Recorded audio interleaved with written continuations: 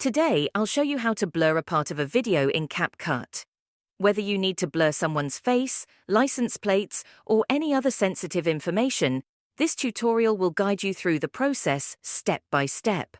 Let's get started. Open the CapCut application and import the video you want to edit. For this example, I'll be using a cool car video. Add the blur effect.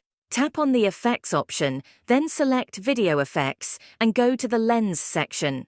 Find the basic blur effect and add it to your video.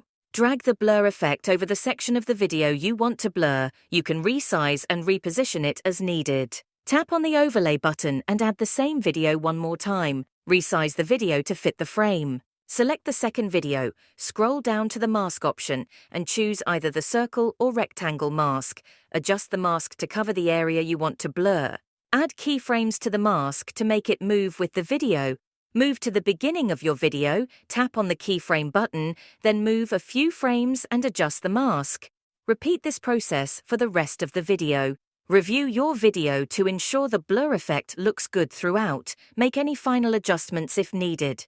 And there you have it. That's how you blur a part of a video in CapCut. If you found this video helpful, be sure to leave a comment down below. Thanks for watching, and I'll see you in the next video.